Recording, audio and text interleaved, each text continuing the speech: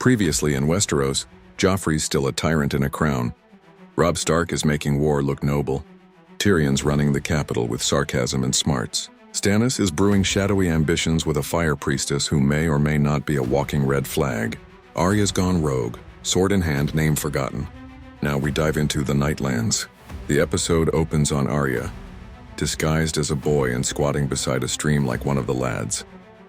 She's on the run with Gendry, a blacksmith with a royal bloodline he doesn't know about and a jawline that could start wars. The Goldcloaks are sniffing out bastards, and Gendry's at the top of their list. Arya's not just hiding her name anymore. She's protecting his too. Back in King's Landing, Tyrion is reminding everyone why he's the smartest man in the realm.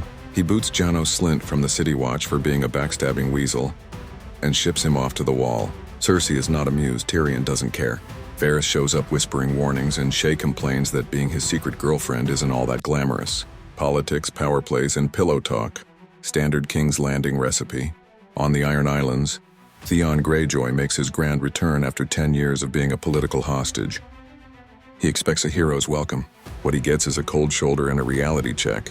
After a questionable flirtation with a mystery woman on horseback, Theon learns it was his sister Yara, who now commands the fleet he thought he'd inherit.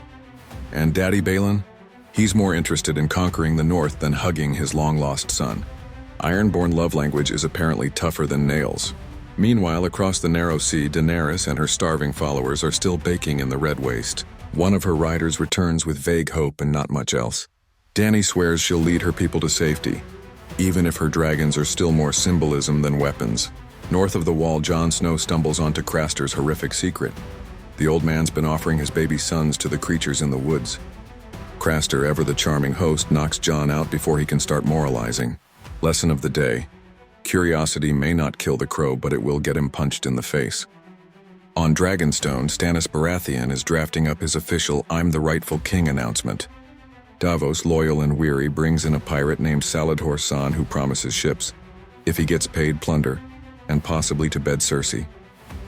Stannis doesn't blink. Melisandre just smiles. Fire is coming and no one's ready.